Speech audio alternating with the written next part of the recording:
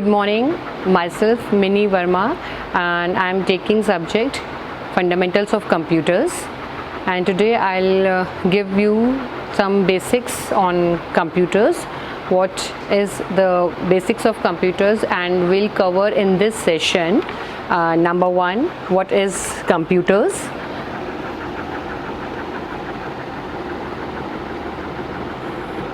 Then what are the parts of computers, what are the functions of computers, and advantages and disadvantages of computers. We'll also cover the applications of computers in this session, and also the history and generations of the computers. Now let's start with what is computers. The first definition which comes in mind when we start doing basics of computer. So what exactly is computer? So now we are, as it is written, COMPUTER, so that means commonly oriented machine, particularly used for trade, education and research. There are so many definitions of computers. Like this is computer, the full form basically commonly oriented machine, particularly used for trade, education and research. Now the another definition of computer, basically it is an electronic device which is used to take the raw data from the user, process it from the set of instruction, and then display the meaningful result as output. Now since we know the definition of computers, now what all are the distinct parts of computers? Number one, see the parts of computers. The computer system basically comprises of number one, hardware, number two, software, number three, data, and number four, user. So these are the four distinct parts of computers. Number one, hardware, number two, software, number three, data, and number four, users. So one by one we'll discuss all the distinct parts of these of the computers. See, number one is hardware. Now what is hardware of the computer system? So hardware is a physical part of the computer system, or the physical components of the computer system. Basically when we are talking about the hardware and software, see both are interdependent. Without hardware no software will work, and without software no hardware will work. So these are the two interdependent components. So we'll talk about the hardware. So hardware basically is a physical component, and yes, it consists of the electronic devices that we can see and touch. Number two, this is the components. The first thing which we can see or touch. Number two, it is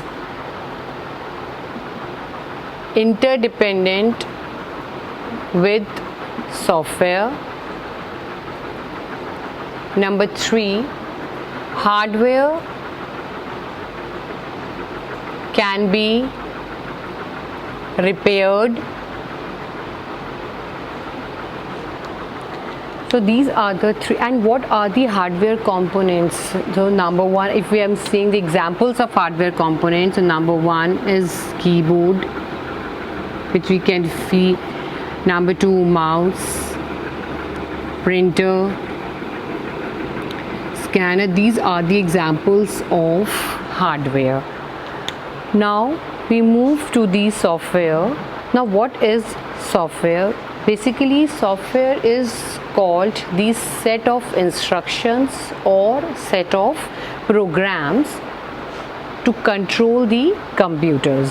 Now some program exist for the computer's use to help it to manage its own task and devices.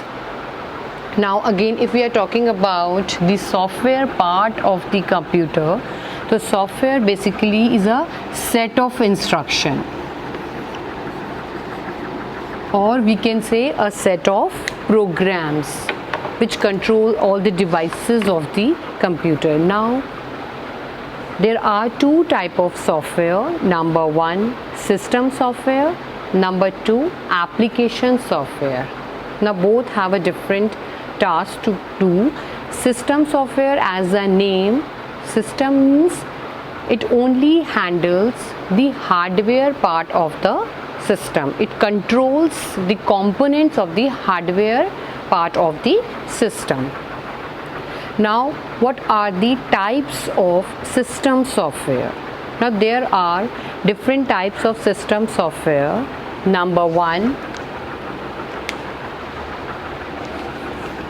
now there are, if we are talking about the software parts, so there are two types of software. Number one, system software, and number two, application software.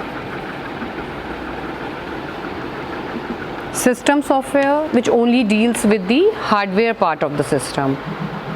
Now if we are talking about the system software, it means which only deals with the hardware. So there are three types of system software. Number one, operating system software. Number two, utility software. And number three, drivers software. Operating system software means we have a Linux, we have Microsoft Windows.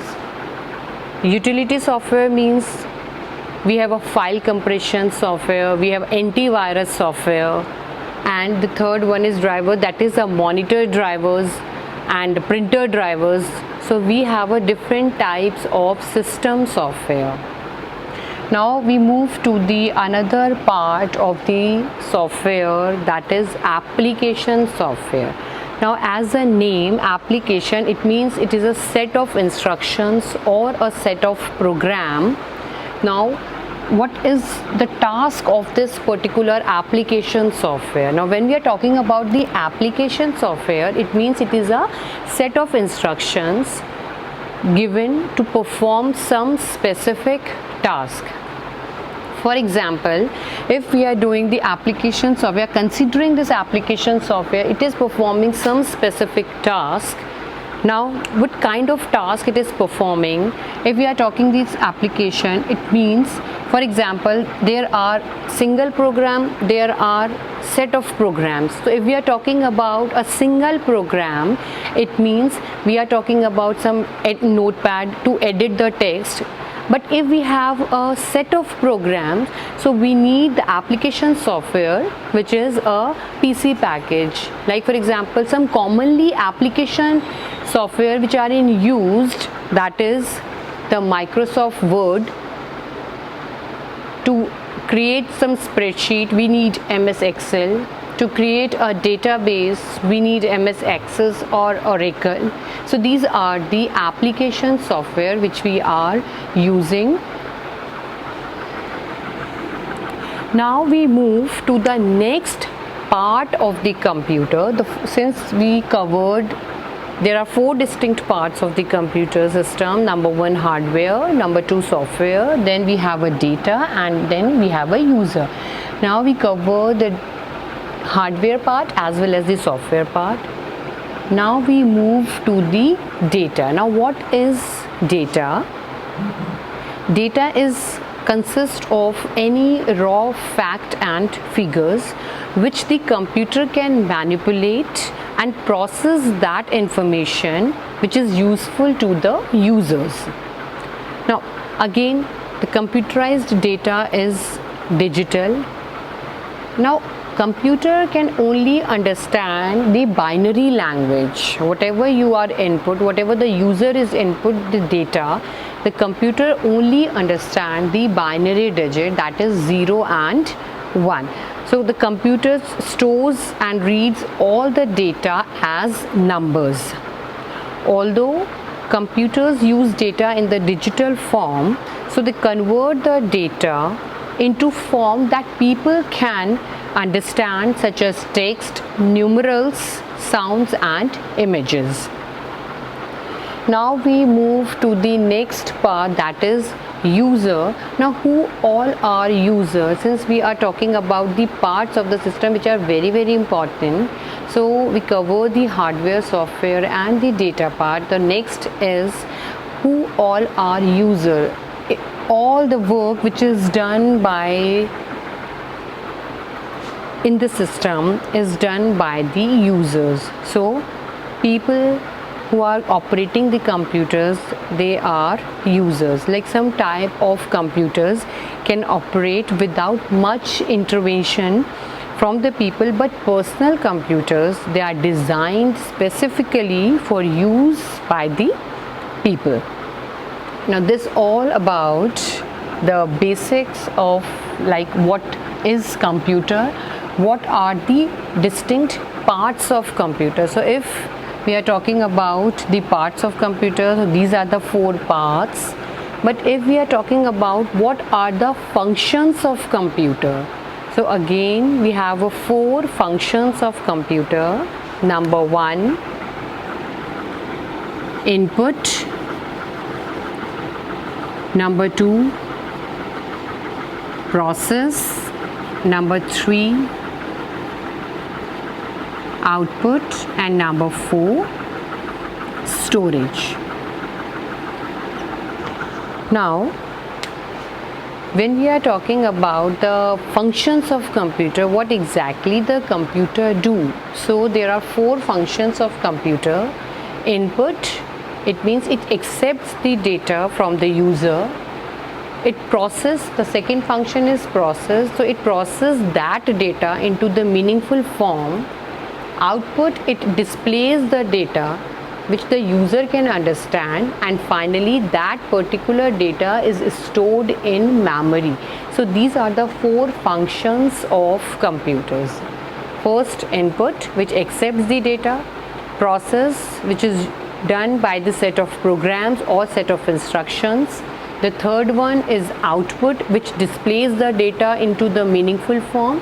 And the fourth one is storage, that is which stores the data into the memory. So these are the 4 functions of the computer, but we'll discuss in the next session. In this particular session we are only discussing what is computers, what are the parts. Now we move to the next, that is the advantages of computers. What are the features, what are the advantages of computers? So number 1, high speed. So what do you mean by high speed? High speed means it is capable of performing calculations of very large amount of data. It performs millions of calculations in a few seconds as compared to a man who will spend many months for doing the same task.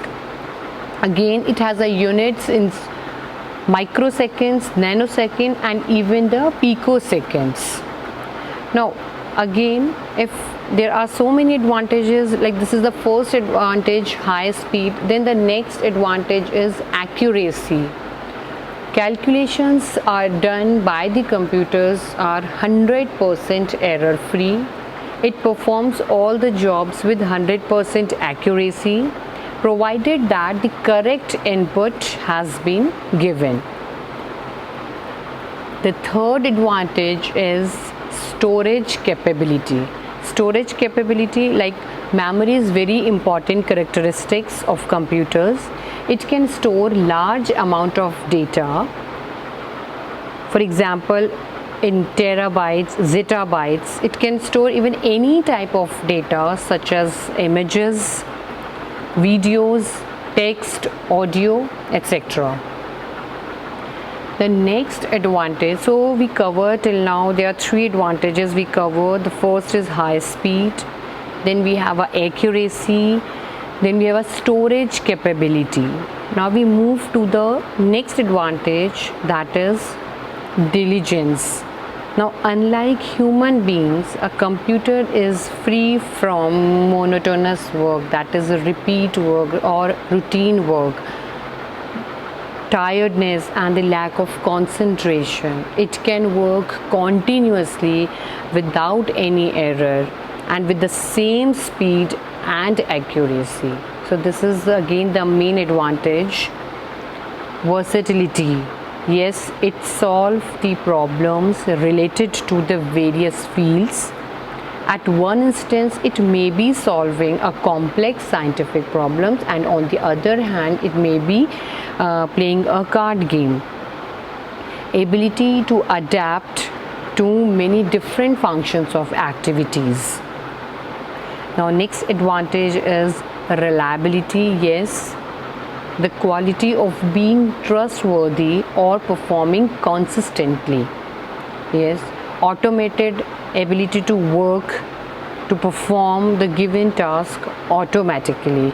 Once a program is given to the computer, that is, it is stored in the computer memory, the program and instructions execute without the human interactions. Now, as we are talking about the advantages of computer, so yes, there are so many advantages as we discussed. Now the next advantage is reduction in paper and reduction in cost. Reduction in paper, yes, as we are saving all our data, all our files electronically. So it means we have every data whenever we want to retrieve. Yes, we can retrieve very fast, speedy retrieval is there. Yes, low reduction in cost as well, reduction in paper. Now the next advantage is reduction in cost. Yes, we know the initial installation of the computer is high, but when we substantially when we see the cost is reduced. So these are the advantages of computers. Now we move to the disadvantages of computer. Now see, there are more advantages rather than disadvantages. So disadvantages of computer, number one, no IQ. Whatever the user input the data, only the computer understand that data. Number two, no feelings. Computer can't understand the data which is required as which is up to the like taste, feeling, experiences. Then we have environment. Wherever you are installing your computer, it should be dust free as well as pollution free. No power fluctuation should be there. And yes, dependency, it is totally dependent on the user. Whatever the user input the data, accordingly computer give the result. Now we move to the application of computers. There are wide applications of computers. Number one, the application of computer is in banking sector, insurance sector, healthcare, engineering designs, marketing, insurance, everywhere, communication, government sector, weather forecasting, text, funds, online we are doing. So everywhere there is a wide application of computers. That's all for this session. Thank you. Now we'll do the history of computers and the generation of computer in our next session. Thank you.